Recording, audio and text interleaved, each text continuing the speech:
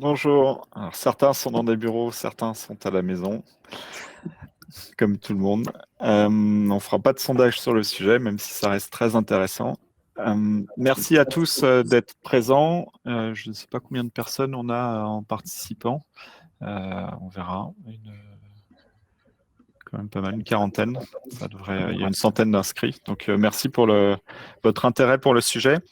On n'a pas préparé de présentation, mais on va vous parler des bugs, de la définition des bugs, des indicateurs des bugs, et principalement en tant que tech leader, CTO, comment mettre en œuvre une gouvernance autour de ce sujet, quels sont les repères et comment repartir de cette session avec des actions, des idées en tête et euh, des tests à faire, et puis il faudra nous tenir au courant des résultats.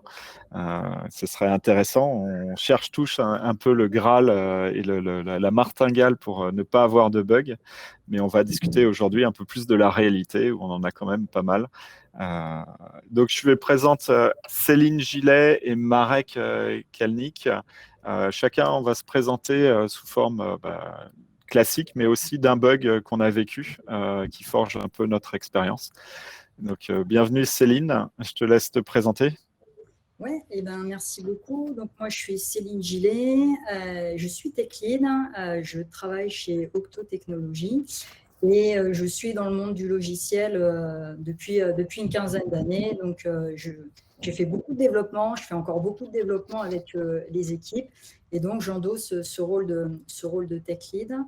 Mes sujets dada, ça tourne autour du craft, ça tourne autour du continuous delivery, ça tourne autour des tests, du design applicatif, et forcément, à un moment donné, on rencontre des bugs dans la vraie vie, qu'il faut traiter, qu'il faut gérer. Donc, en tout cas, ravi. Moi, c'est ma première participation à ce meet-up. Donc, je suis contente, en tout cas, de venir discuter avec vous. Et l'histoire d'un bug, en gros, moi, c'est celui qui m'a marqué. C'est un traitement batch qui doit supprimer des comptes inactifs.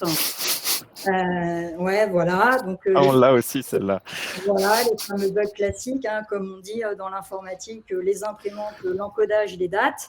Donc voilà, finalement, il y avait quelque chose qui était mal codé et des comptes ont été supprimés à tort. Donc, évidemment, on ne s'en est pas aperçu tout de suite. Donc, il y a un utilisateur qui nous a dit « Ah, mais c'est bizarre, j'arrive plus à me connecter. » Donc là, on commence à tirer la pelote de laine.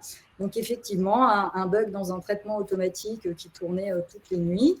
Donc, corruption de données, puisque des données ont été supprimées à tort.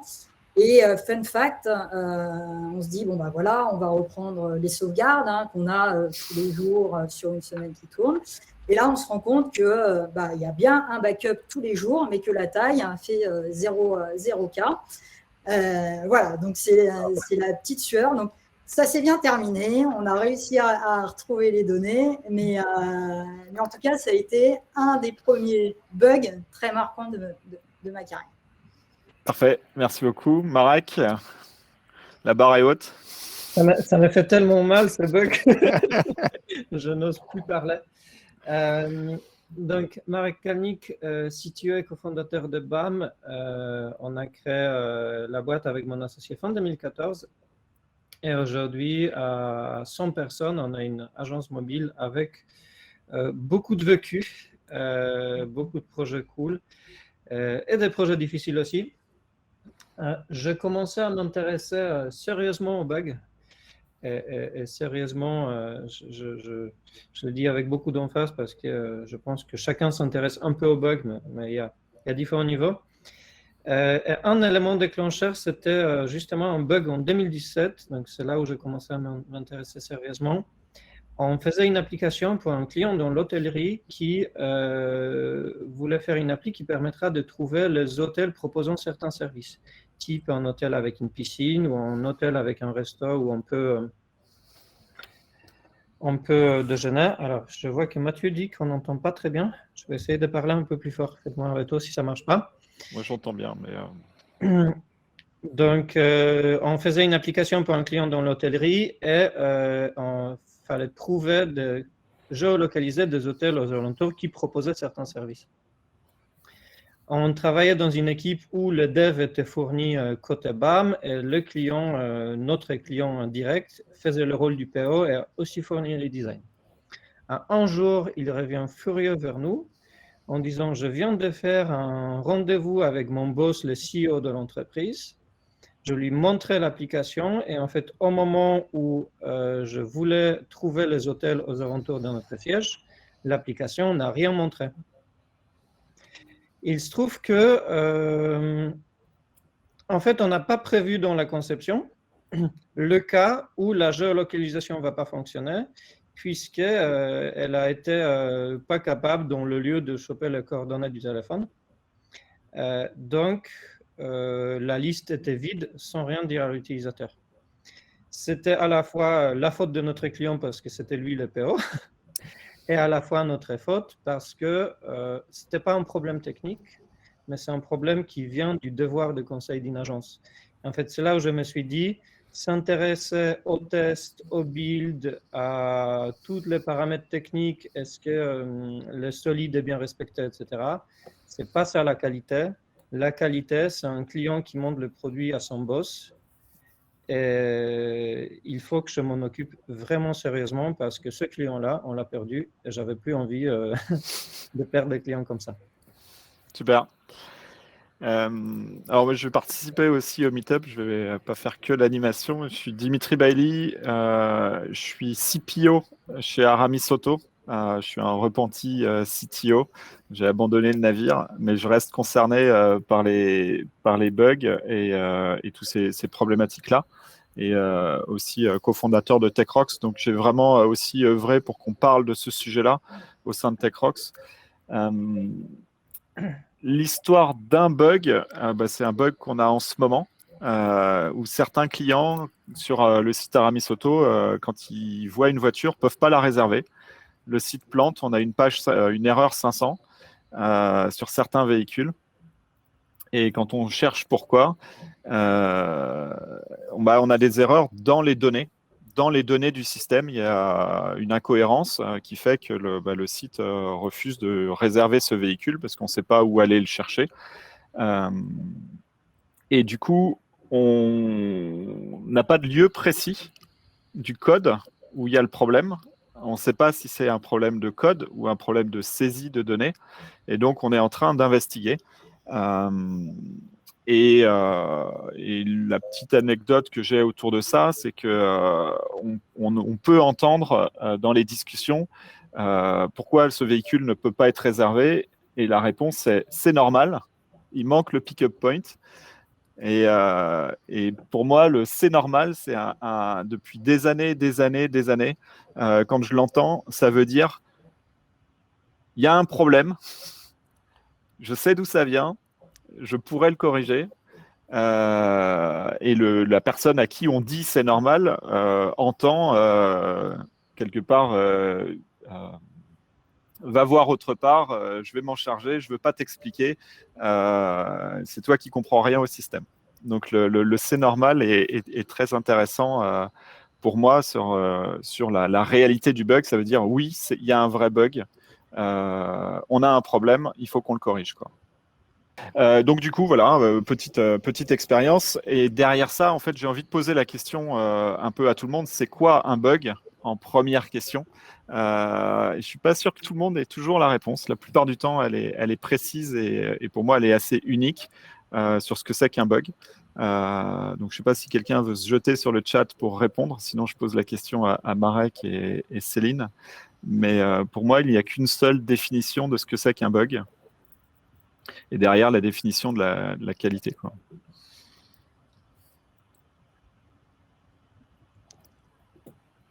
Personne? Tout le monde se jetait sur le clavier pour écrire. Voilà. Marek, c'est quoi un bug? Pour moi, un bug, c'est une fonctionnalité qui se comporte d'une manière inattendue ou erronée pour un utilisateur. Donc, c'est à peu près les réponses qu'on a. Et effectivement, c'est un parti pris, hein. On peut avoir plein de notions de bugs, d'incidents, d'erreurs de recettes, de spécifications incomplètes. Mais aujourd'hui, je pense qu'on s'est mis d'accord avec Céline Marek pour parler des bugs en tant que problème vu par l'utilisateur final sur le site ou sur votre application. Et c'est la mesure de la qualité, c'est les problèmes perçus par l'utilisateur. Et c'est de ça dont on va essayer de parler, avec la question de quels sont les indicateurs à mettre en place. Connaissez-vous le nombre de bugs de votre application, donc le nombre d'incidents que les clients voient, et pas votre downtime ou des éléments comme ça. Céline, comment tu mesures un petit peu les bugs? Alors, au niveau des bugs, j'ai longtemps testé des choses, on va dire ça comme ça. Tester des choses, on va dire manuellement, essayer de noter le nombre, l'évolution, le type de bug. Et puis, rapidement, en fait, on s'est rendu compte que finalement, avoir des indicateurs, c'est bien et il en faut. Et ce qu'il faut, c'est réussir à faire vivre, en tout cas, ces indicateurs et à responsabiliser l'équipe autour de ces indicateurs. Donc, côté bug, aujourd'hui, il y a deux choses en ce moment, en tout cas dans l'équipe qu'on suit. C'est l'évolution du nombre de bugs. On est vigilant, hein. On est dans une phase, en tout cas, où on est en train de rajouter pas mal de fonctionnalités. Donc, quand on les déploie en production, c'est là où on est attentif. Donc, il y a vraiment ce comptage. Alors, comment est-ce qu'on fait ce comptage, hein? C'est très simple. Aujourd'hui, on a un comptage, on va dire, très proche du code, c'est-à-dire que dans nos conventions, quand il y a un commit qui est réalisé pour corriger un bug, donc on adopte le standard du conventional commit et en gros, on indique fixe. On met entre parenthèses le résumé, en tout cas. Donc, nous, on utilise un outil, hein, en l'occurrence, qui s'appelle Jira, mais ça pourrait être autre chose. Donc, on a la référence du bug de l'incident et avec, en tout cas, la correction qui va bien. Donc, ça, c'est relativement simple à mettre en place, hein. On fait pareil pour les fonctionnalités sur le conventional commit. Donc, soit c'est une nouvelle fonctionnalité, donc du FEAT, F-E-A-T, ou du fixe, ou de la mise à jour des dépendances. Donc ça, c'est la première chose. Et puis, la deuxième chose, on va dire que c'est depuis 2 ans, j'ai été fortement, on va dire, sensibilisée par la démarche Accelerate. Donc, j'ai lu le livre, hein, qui est sorti et qui a été publié par Nicole Forsgreen et, on va dire, de géants côté DevOps aussi, où ils ont posé la question des indicateurs de performance de delivery. Et dans ces indicateurs de performance de delivery, il y en a un, en tout cas, qui permet de suivre cette partie de gestion des bugs. Et c'est ce qu'ils appellent le change failure rate. Donc, ce qui se cache derrière, c'est qu'on va chercher à savoir sur le nombre de déploiements total qu'on a fait en production, sur ce nombre de déploiements-là, combien j'en ai eu qui sont liés à des hotfix. Je peux peut-être vous montrer une petite capture de ce que ça donne pour illustrer. Donc là, voilà, on parlait des indicateurs Accelerate. Et donc, le quatrième dans la liste, c'est ce change failure rate. Donc là, ce qu'on cherche à mesurer, c'est combien on a fait de déploiement de release de hotfix. Donc, c'est-à-dire qu'il y a quelque chose qui s'est passé en production où on doit intervenir. Et ça, c'est vraiment la définition du bug, hein. C'est ce qu'on disait tout à l'heure. En gros, un bug en production, c'est quelque chose qui est considéré comme anormal et ça veut dire que dans l'équipe, en tout cas, il y a quelqu'un qui abandonne son flux classique de travail. Alors, des fois, on parle d'expedite parce qu'en général, hein, c'est la priorité. Donc, on est focus pour relivrer, en tout cas, le plus rapidement possible une version de hotfix pour restaurer le service. Donc, alors, l'indicateur, hein, c'est un pourcentage. Évidemment, je parlais tout à l'heure de l'indicateur en lui-même, mais un indicateur, c'est là où il faut le faire vivre, il faut l'analyser et il faut aussi avoir des données quantitatives qui va derrière, comme les autres. Et c'est là où on se rend compte que là, sur l'exemple de données qu'on voit, le nombre de releases de production, là, sur cette période de temps-là, on a fait autant de releases de hotfix. Et c'est là où après, on peut rentrer sur, j'imagine qu'on en discutera plus tard, sur comment, en tout cas, est-ce qu'on met en place une culture de la qualité pour lancer les actions qui vont derrière et suivre ces indicateurs pour voir s'ils vont dans le bon sens. Donc, en gros, c'est ces deux indicateurs-là. Donc, l'évolution, et le terme évolution est important aussi.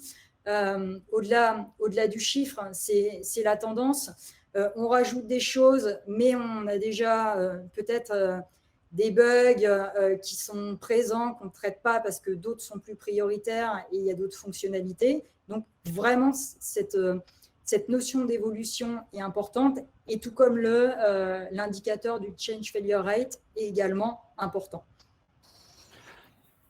Alors là, on voit un petit peu les 4 critères là, dans ton tableau. On va revenir pour essayer de parler des autres éléments de mesure des bugs. Tu avais la deployment frequency, lead time, mais c'est celui qui s'appelle mean time to restore qui m'intéresse. Ouais. Ça, c'est un autre cas. C'est il y a le temps pour réparer les bugs. Derrière, pour moi, il y en avait un autre qui se cachait. C'était le temps pour détecter. Et si vous ne savez pas trop par où commencer à mesurer vos bugs, effectivement, c'est de savoir combien de bugs vous avez par release ou au global sur votre produit. Donc, combien d'incidents les clients voient. Et derrière ça, pour la qualité de détection des bugs, c'est combien de temps vous mettez pour les découvrir, combien de temps vous mettez pour les corriger. Et à partir de là, vous aurez quand même un jeu d'indicateurs qui vous donne des repères. Est-ce que vous mettez du temps à les détecter? Est-ce que vous mettez du temps à les corriger? Et combien vous en avez? Je pense qu'une fois qu'on a fait ces 3 grands critères-là, on est pas mal. Mais je pense que le plus dur, c'est d'avoir la liste des bugs perçus par les clients. On est là-dessus. Comment tu fais pour détecter tes problèmes? Est-ce que le change failure rate, il faut être au courant qu'il y a un problème? Alors, sur le change failure rate, du coup, on va dire l'origine, c'est-à-dire qu'est-ce qui va faire à un moment donné qu'il y a quelqu'un qui va interrompre son flux de travail pour, en tout cas, corriger. Il y a effectivement cette partie détection. Pour moi, il y en a de 2 sortes. Il y a ce que j'appelle la détection proactive. Donc ça, c'est quelque chose qui est une opération alors automatisée ou manuelle. Moi, j'ai des retours d'expérience où il y a les deux. C'est-à-dire qu'une fois par semaine, il y a 2 personnes de l'équipe qui prennent du temps, en tout cas, pour analyser les logs et ce que j'appelle les exceptions silencieuses.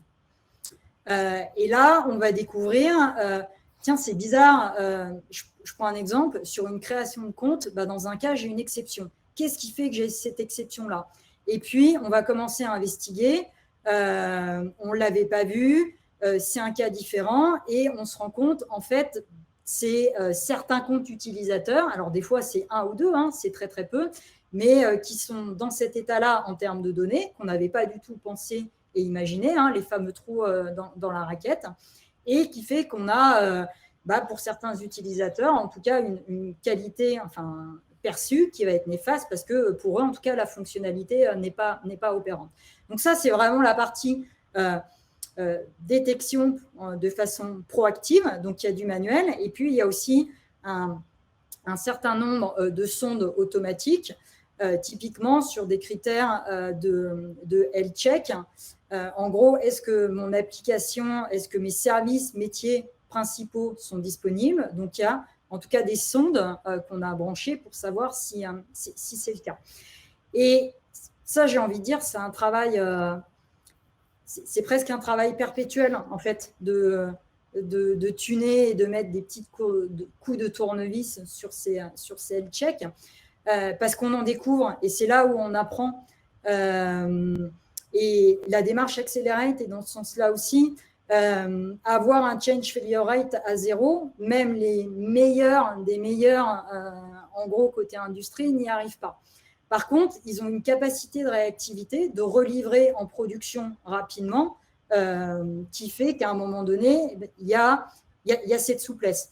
Donc, la cible d'avoir 0 bug et un change failure rate à 0%, de mon point de vue, elle est complètement illusoire. Et c'est là où c'est vraiment une gymnastique. Et pour donner un exemple très concret, j'ai une solution, j'ai une application, et puis finalement, derrière, j'utilise une API pour une solution de paiement. Sauf que je vends des choses. Dans mon URL de health check de mon application, si j'intègre juste le fait que mon process tourne et que je n'inclus pas le fait que mon service externe est bien disponible pour moi, en fait, mon service métier, enfin le job de mon application ne va pas pouvoir être rendu. Et c'est pour ça de vraiment travailler sur les health checks aide aussi à détecter en tout cas tous ces bugs. C'est vraiment difficile de faire cet inventaire des bugs, de savoir qu'un bug existe et de faire cet effort d'inventaire, c'est important. Il y aurait pas mal de choses à creuser là-dessus. Ça me fait penser aussi au Joel Test de Joel on Software des années 2000 qui demandait s'il y avait une bug database dans l'équipe, au moins avoir un inventaire des bugs connus, parce qu'on n'a pas forcément le temps de tout corriger, mais c'est avez-vous vraiment un vrai inventaire des bugs clients?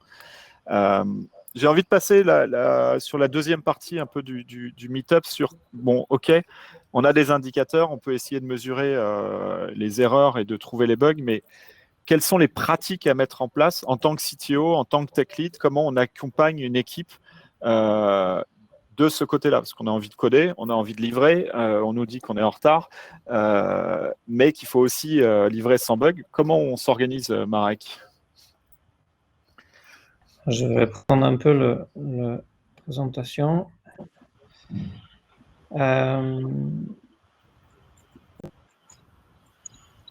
Vous voyez. Ouais, donc, moi aussi, je commençais par la mise en place d'indicateurs. Donc, nous, l'indicateur qu'on a mis au global dans l'entreprise, c'est un nombre de jours par jour staffé de nos équipes. Nombre de bugs par jour, ça fait. Nombre de bugs, ce qui fait dire en fait quelle est la performance en qualité de ma boîte au global. Parce que pour moi, la première chose, c'est d'aligner toute l'équipe de l'entreprise, y compris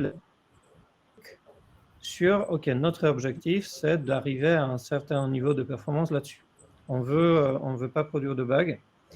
En fait, une fois qu'on a ça, on peut commencer à bosser en tant que CTO sur la capacité de la boîte à réagir là-dessus. Et moi, les deux choses que j'ai fait, c'est que je crée un outil et je commence à former les gens à utiliser cet outil. Donc, l'outil, il est très simple. Je vais vous montrer la première itération qu'on a mis en place. C'est une template où il y a quelques questions que je voulais que toutes les équipes se posent par rapport à un bug. Parce qu'au début, je posais la question « Salut, j'ai vu que tu as un bug, en fait, ça vient d'où ?» La réponse était très rapide. « Ouais, on a fait un bug parce qu'on n'a pas assez testé. » Et du coup, la personne dit « Bon, comment est-ce que je vais faire pour que ce bug ne revienne plus? Moi, je vais tester plus. » Donc, en effet, ça ne crée pas de bonnes discussions, ça ne crée pas de discussions qui font avancer la boîte. Et vous voyez encore ici, même avec une template, on a confirmation de l'hypothèse et réaction-action, faire tourner le test NLU d'une manière régulière. Donc, je suis arrivé à un outil un peu plus développé, qui est cette template-là. Alors, qu'est-ce qui est vraiment important dans cette template-là? Pour moi, c'est le numéro du commit. La première chose que je vais regarder avec un dev qui a fait un bug, c'est le code, exactement la ligne du code qui crée le comportement inattendu. Et très souvent, en commençant cette discussion, on découvre que la personne n'a vraiment pas d'idée d'où vient le bug, mais qu'il n'est pas vraiment encore résolu. Même si c'est une template qu'on est censé appliquer après la résolution du bug, c'est un peu compliqué. Donc, je pris cette template et je formais tous les tech leaders de la boîte. Et former tous les tech leaders de la boîte, ça veut dire faire avec eux à peu près 10 à 20 heures d'analyse de bugs ensemble pour commencer à arriver à des causes intéressantes. Et les causes intéressantes pour moi, c'est des causes qui ne mettent pas la faute sur une personne, mais qui mettent la faute sur nos outils, nos process, notre manière de former les gens, et les conditions, les inputs et ce genre de choses, plutôt que lui, il a mal fait. Donc la question qu'on se pose toujours, c'est en fait comment est-ce qu'on a pu créer un environnement dans lequel ce bug n'arrivera plus. Et pour moi, cette notion de créer un environnement, elle est très importante. Donc ça, c'est notre template aujourd'hui qui existe soit sous forme de la spreadsheet que vous voyez, de la slide qu'on remplissait même à la main, soit une template Notion sur laquelle on se pose à chaque fois qu'il y a un bug analysé dans l'équipe. Donc là, en dehors de l'indicateur de l'inventaire complet et compagnie, c'est par bug, tu vas plus loin que juste la correction du bug. C'est cette recherche de comment éviter qu'il revienne. Ouais, dans le processus de traitement d'un bug, une fois qu'il est corrigé, c'est la suite, c'est de faire le cœur qui sait. J'essaie de trouver un meilleur terme maintenant. J'ai même posé une question sur TechRox, une autre cause analysis, quelque chose comme ça. En tout cas, on essaie de faire le cœur qui sait avant post-mortem, exactement, avant de clôturer le bug. Donc ça, c'est la dernière étape.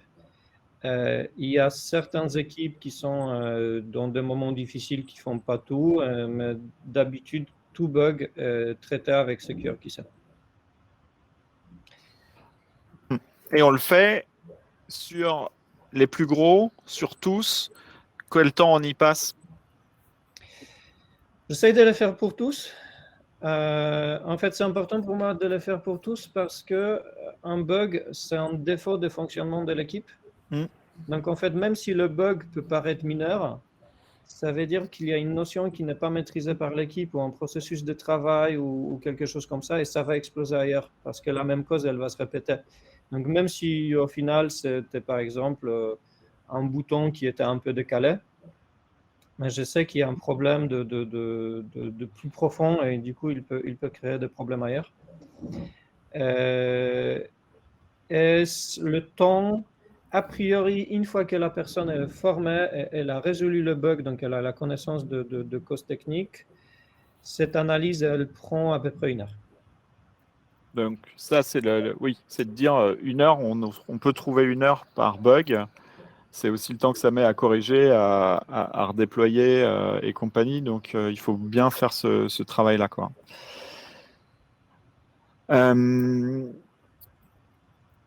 Le sujet là qui m'intéresse, c'est puisqu'il y a eu quelques questions sur les bugs non sortis en prod.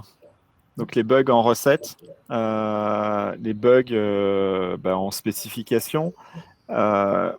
Quelque part, ce que je propose là qu'aujourd'hui, on dit les autres sont des problèmes, mais on n'a pas envie de les appeler des bugs pour aujourd'hui. Aujourd'hui, c'est en fait, on vise à n'avoir aucun problème qualité perçu par le client. Ça ne veut pas dire que les incidents de recette, les anomalies de recette ou les problèmes de spec et compagnie n'existent pas, mais on a envie d'insister sur le fait que c'est ce qui part en prod qui est grave. J'ai vu passer 2-3 sujets, c'est que le coût, l'impact de corriger un bug qui est parti en prod, il est 100 fois supérieur à quand on le rattrape avant la sortie en prod. Donc, une petite particularité là-dessus, Dimitri. Pour nous, étant une boîte de service, pour moi, un client, c'est souvent le product owner, voire le directeur digital de la boîte. Donc, nous, le bug qu'on traite, c'est des bugs vus par les clients, mais nos clients ne sont pas les utilisateurs finaux. Et je pense qu'en fonction de quelle est l'équipe que vous gérez et la place de l'équipe dans l'organigramme, c'est peut-être aussi intéressant de se poser la question, est-ce qu'en montrant des bugs à des parties métiers, je ne suis pas en train de perdre des points? Est-ce que ça ne vaut pas le coup d'analyser un peu plus tôt? Alors, oui, évidemment. Mais c'est cette perte de crédibilité par rapport au client final. L'autre point là sur lequel je voudrais insister, c'est que si on ne traite pas la root cause, la raison, c'est si vous ne l'analysez pas la cause, c'est garanti que ça reviendra et probablement au mauvais moment. Les bugs qui ont été trouvés en QA, ok, on a peur qu'ils passent en prod, mais regardons déjà ceux qui sont passés en prod. S'il faut filtrer, s'il y a un endroit où commencer, un peu le message du jour, c'est regarder ceux qui sont en prod et remonter le fil. Plutôt que de se concentrer sur voilà, des tests qui échouent, des choses comme ça, c'est des problèmes, mais ce n'est pas ceux qui nous intéressent aujourd'hui. Ce qu'on essaye d'avoir, c'est vraiment la source des problèmes qui vont vraiment en prod. Et les expressions que j'utilise, moi, c'est ceux qui sont arrivés en prod, il y a 4 ou 5 filets de sécurité qui ont raté et pas juste un. Donc, ça permet de revoir un peu ces filets de sécurité. Le bug dont je parlais, moi, de véhicule qui ne peut pas être en résa, je vois 5 ou 6 filets de sécurité. C'est quand il arrive, la page d'erreur 500, ça devrait générer des alertes. Au moment où on met le véhicule en prod, en vente, on pourrait vérifier et on peut bien faire la réservation dessus. Au moment où on crée le système, il y a plein d'endroits où je vois qu'on n'a pas détecté le problème. Donc, d'autant de filets de sécurité. Et à la fin, je ne sais pour l'instant même pas si c'est un bug de code, de spec, de données. Il faut qu'on arrive à trouver, quoi. Sur ces problèmes-là, qu'est-ce qu'il y aurait d'autre comme élément important? Moi, j'ai une phrase là que j'essaye de tourner, mais j'arrive pas à l'amener. C'est le tester, c'est douter, qui est un petit peu la partie quand on veut faire de la recette. Mais est-ce qu'il y a une phrase un peu comme ça qui serait bon d'avoir en tête sur les bugs de prod? Est-ce que vous avez un petit peu des mantras ou des punchlines que vous avez, vous, sur les bugs en prod qui vous permettent de motiver les équipes pour s'intéresser à ces bugs de prod? Moi, sur les bugs de prod, il y a le petit côté, on touche l'utilisateur final. Donc, on a eu soit une remontée, soit on a trouvé quelque chose. Et ça me faisait penser à ça quand tu as dit tester, c'est douter. Et moi, je trouve que c'est le meilleur exemple pour convaincre, si c'était encore nécessaire, les équipes sur la partie test. Et la première étape, c'est de se dire, en fait, je vais écrire un test qui va, en tout cas, simuler ce comportement anormal, qui est considéré, en tout cas, comme anormal. Et le test doit être rouge, donc on doit déjà avoir réussi à reproduire ce qui se passe en production. Des fois, c'est compliqué. Ça peut être compliqué parce qu'on peut avoir des problématiques de données. Donc, c'est là où on peut rentrer aussi.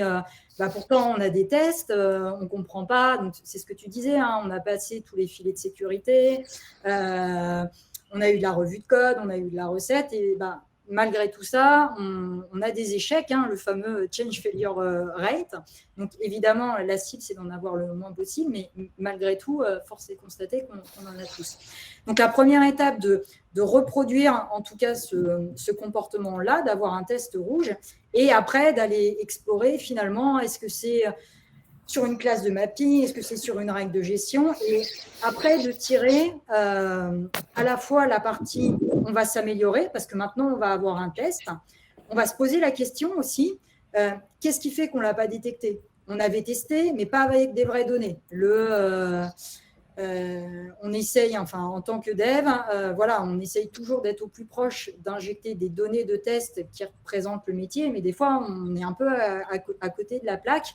Donc toutes ces pratiques aussi là d'example mapping pour essayer d'être le plus proche possible, pour tester en tout cas dans les vraies conditions.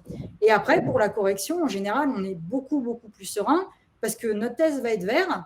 Donc déjà après quand on livre alors soit un PO en fonction de notre contexte, soit quand on déploie en production, en général, on est serein parce qu'on a réussi à reproduire. Et on améliore à la fois nos pratiques. Peut-être on s'est posé la question sur la façon de créer nos données test et peut-être se dire à un moment donné, ce cas-là, tout bien malin qu'on est, on ne l'avait pas imaginé, c'est les fameux trous dans la raquette. Et des trous dans la raquette, ça arrive, mais on rajoute des tests au fur et à mesure et on enrichit. Il y a pas mal de questions, donc on va essayer de passer assez rapidement aux questions, mais je voudrais finir quand même sur un un petit peu ce qu'on a là, tout le but du meet-up, c'est d'essayer de donner aux tech leaders, aux CTO, un point par où commencer. On leur a dit, faut mesurer, faut faire l'inventaire des bugs, faut mettre des indicateurs, et ça aide, ça corrige pas tout de suite le problème pour le client. À part l'inventaire, est-ce qu'il y a d'autres points de départ possibles, Marek? Moi, je commencerai par essayer de se poser avec un tech lead et comprendre la vraie source d'un bug. Et même un seul bug dont on traite la cause profonde, la cause racine, souvent la cause organisationnelle, ça va nous déjà créer beaucoup d'impact positif dans la boîte. Et lequel tu prends? Le premier?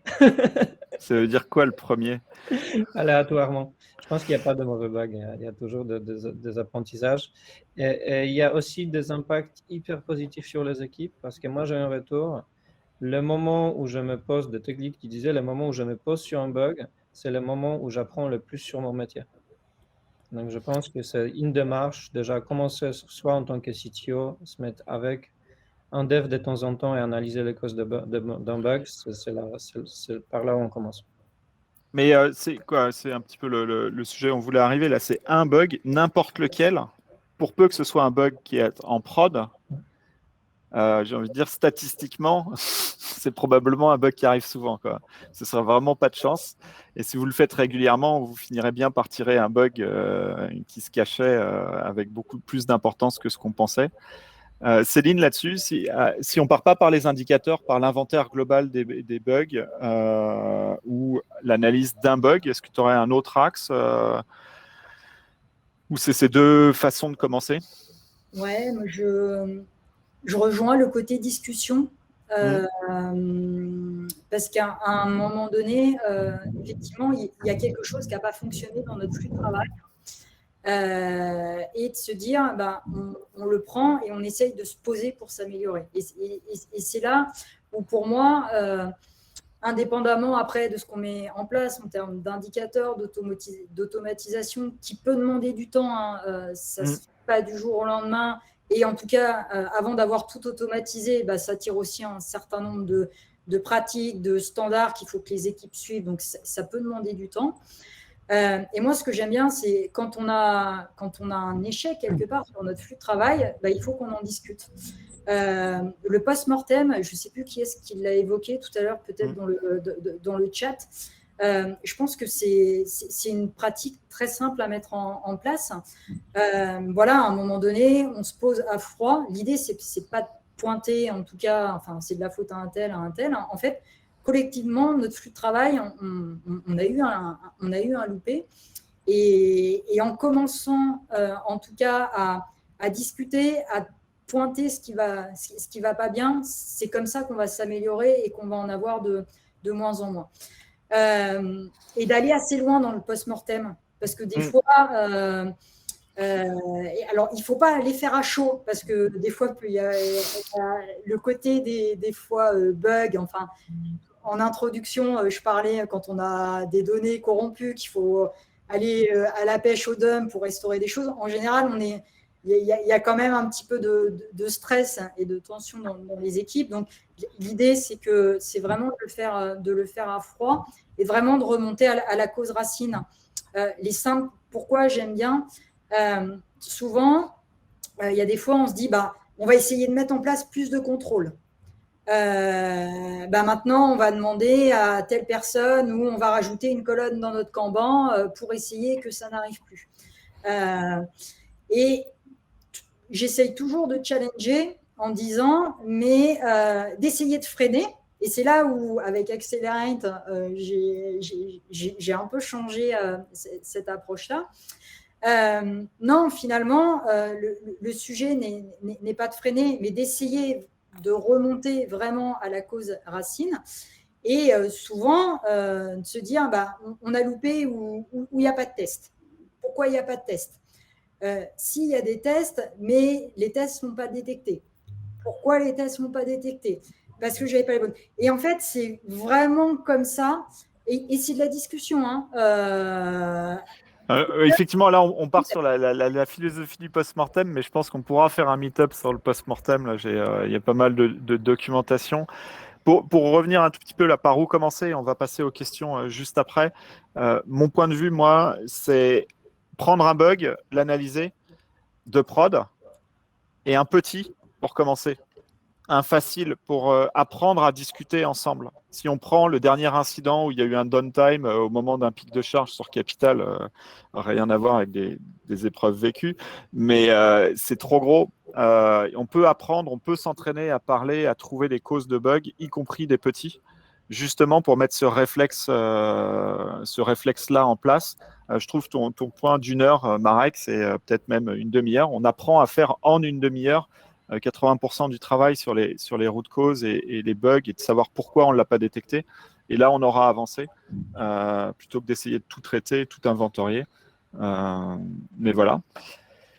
Merci beaucoup à tous les deux, voire tous les trois moi-même. Et Tommy, je ne vais pas regarder les dessins, ça m'agace trop. C'est très très bien. On va prendre des questions. Alors, on a une petite pratique pour ceux qui veulent. C'est de monter sur scène et de venir poser la question vous-même, si ça vous va. On va essayer de les prendre pseudo dans l'ordre. J'ai Noémie derrière qui m'aide à trier un petit peu. Je crois qu'il y avait Florent sur le swarming. Est-ce que tu veux que je pose la question ou tu peux venir poser la question toi-même en activant ta caméra? Je crois que Noémie fait l'invitation par derrière. Sauf si je l'ai pris de court.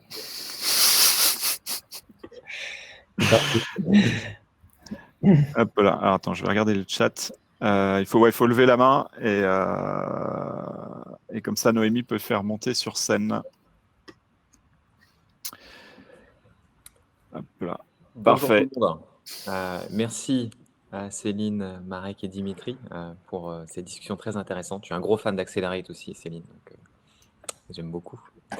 La question, nous, on a une problématique qui est, on réfléchissait à une policy zéro bug, et là, on va essayer quelque chose, mais j'aimerais bien avoir un retour. On va essayer du swarming, donc on va faire monter 2 devs dédiés assis à côté du support pendant une semaine, et on va tourner les devs qu'on sort de la delivery. Et on va leur demander aussi de travailler sur les pratiques, le tooling, un peu tout ce qu'on a vu, et aussi sur corriger le maximum de bugs pendant cette semaine-là. Si d'autres personnes ont essayé, je suis intéressant aussi d'avoir un retour d'expérience sur cette pratique de fonctionnement en essaim, sur le traitement des bugs pour approcher le zéro bug.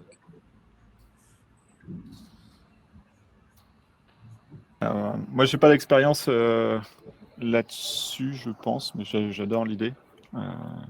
Céline, Marek, vous avez vu ça? Ouais, moi, ce que j'ai vu, c'est effectivement à un moment donné, quand dans une équipe, il y a du build, il y a du run, et des fois, on hérite de code base ou d'applications, alors qu'on récupère des fois en tierce maintenance applicative. Hein. Moi, j'ai connu ça, et en fait, tout n'est pas idéal, il y a énormément de travail. Et le fait de sortir un ensemble de personnes, en tout cas à un moment donné, pour aller comprendre aussi ce qui se passe côté support, et c'est ce qu'on avait fait, hein, d'analyser les logs, pourquoi ça ne marche pas. Ça permet aussi à un moment donné de responsabiliser, de comprendre, et en tout cas d'être concentré sur cette partie-là. Par contre, ce qu'on avait eu rapidement, c'est souvent c'était les mêmes personnes dans l'équipe, en tout cas qui étaient volontaires sur cette partie-là. Et il y a un moment donné de faire tourner régulièrement les personnes, en tout cas qui partent sur ce swarming. C'est intéressant parce que ça permet aussi, alors indépendamment des standards, la code base, qu'est-ce qui pose problème aujourd'hui, c'est l'amélioration collective. Et il y a effectivement le courant à gérer, et il y a aussi ce qu'on est en train de construire et d'essayer à un moment donné de converger. Donc moi, j'ai plutôt des super bons retours. Et d'un point de vue humain, en général, les gens aiment bien comprendre. Enfin, c'est un peu le vie ma vie et que des super bons retours, en tout cas de mon côté. Top. Merci Florent sur le sujet. On a Metux à faire venir. Juste une petite piste, je crois qu'à TechRox 2017, on avait eu un talk d'Everroad avec une équipe qui était en support tournant et une autre équipe avec des hackers qui faisaient des features pour protéger les autres équipes, quoi. Donc c'était 2 bénéfices, c'est protéger les sprints des autres équipes et de bien faire tourner. Qui voulait venir sur scène? Une chose en attendant la nouvelle personne, une chose que je voudrais ajouter là-dessus, c'est que nous, on pratique souvent le Zero Bug Policy. Et le Zero Bug Policy, il prévaut souvent sur la réussite du sprint. C'est-à-dire, s'il y a un bug qui arrive dans le flux, on accepte de rater le sprint. Et en fait, l'intérêt, c'est qu'on aligne la notion de qualité avec la notion de productivité.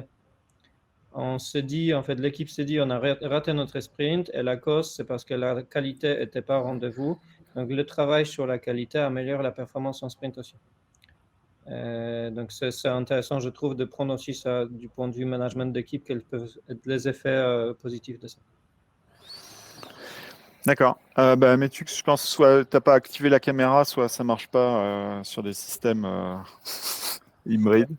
La question, c'était le monitoring. Alors, attends, je la reprends. Quels outils de monitoring, observabilité utilisez-vous pour le report des logs, pour le report et le log des bugs? Donc ça, c'est vraiment la partie monitoring. Ce que tu montrais, Céline, là, c'est des dashboards au-dessus de Jira. Alors, c'est même pas des dashboards au-dessus de Jira. Ça, c'est vraiment donc un outil. Et en tout cas, c'est calculé uniquement à partir des infos qui sont positionnées au niveau du code. Et ça marche avec des tags. Donc, on a vraiment un standard. Donc, c'est du release tag management, comment sont gérées nos versions. Et avec ces informations-là, on sait, on marque les commits pour se dire, ce commit-là, à un moment donné, en gros, on est en feature branch de courte durée. Quand il y a un merge sur master, on a un tag de release candidate qui est produit. À un moment donné, quand cette version-là part en production, il y a une convention pour dire ce commit, il a été déployé en production. Et quand on doit intervenir parce que le déploiement en production génère un hotfix, là, on a une convention de tag. Donc, c'est uniquement de la récupération dans le code. Donc, ça, c'est un premier moyen. Et puis après, on va dire plus pour l'analyse, mais ce n'est pas trop notre sujet aujourd'hui, mais on va dire de recensement des fois des bugs, donc le backlog un peu d'aide technique bug. Là, on est sur du Jira et on a vraiment des types différents. On a vraiment de l'US et puis après, on a des choses qui concernent la partie tech quand il y a besoin de faire du refacto et des bugs. Bien. Mais du coup, le dashboard que tu nous as montré, c'est un développement que vous avez fait vous ou c'est un… C'est un développement qui a été fait, en gros. Donc oui, c'est vraiment du développement custom. D'accord. Aujourd'hui, en fait, il est relativement générique à partir du moment où il y a des conventions de tag. Alors, ça marche par configuration.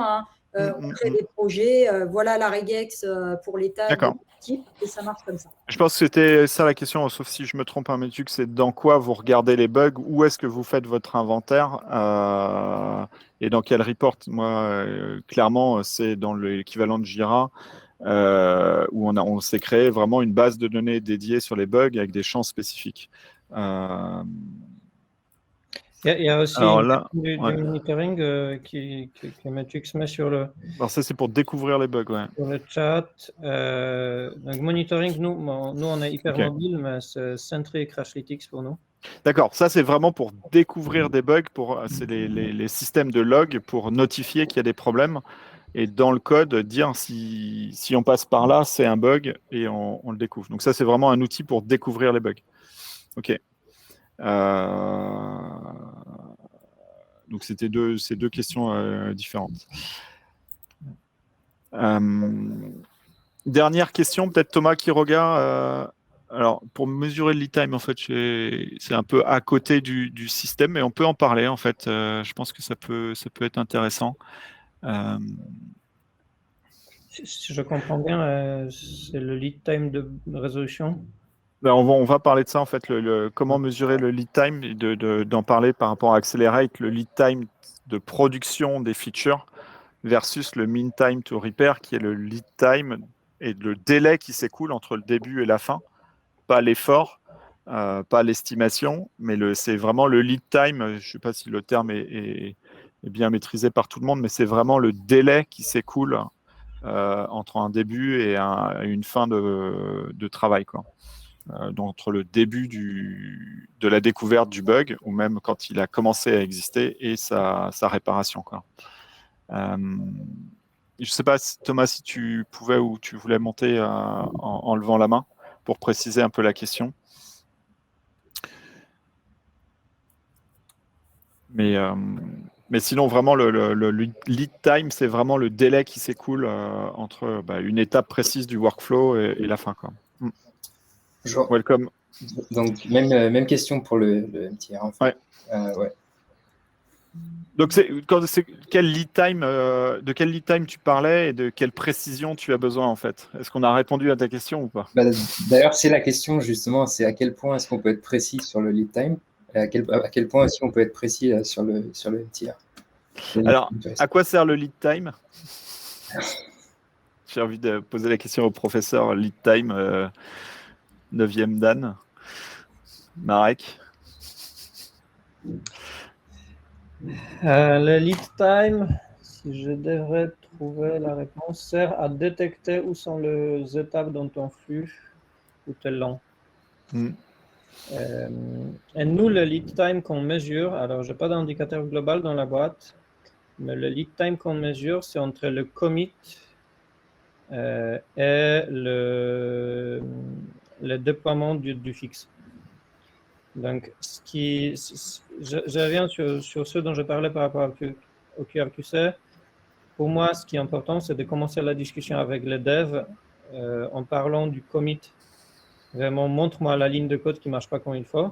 Et ensuite, on remonte dans l'historique du git blame d'où ça vient, parce que très souvent, c'est assez rapide. Ça a bougé 10 fois. Et on commence à mesurer ça.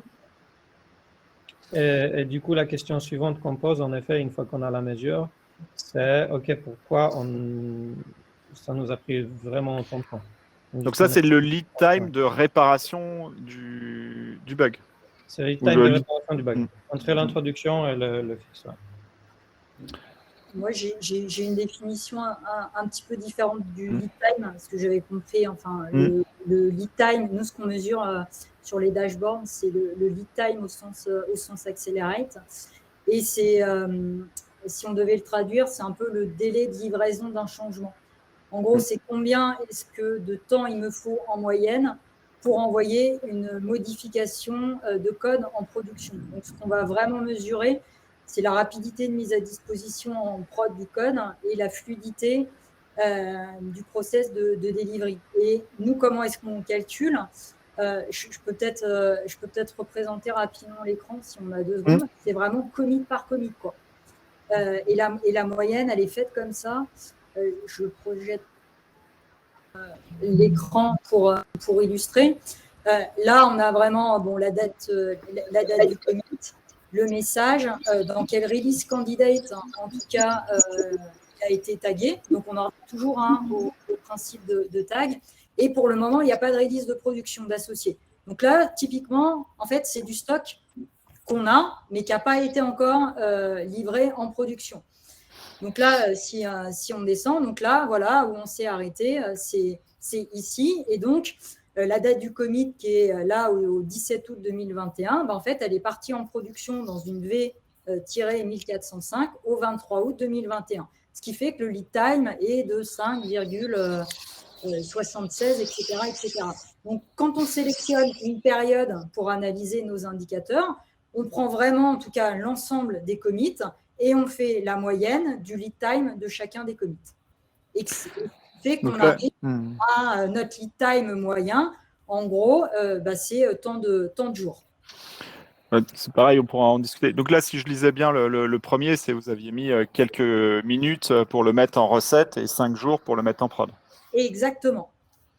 Exactement. Et en fait, plus tu descends, parce que on est vraiment sur à chaque fois, en gros, qu'il y a un merge sur master, ça crée une release candidate. Donc, ce temps de lead time est très court. Par contre, celui de production est beaucoup plus long.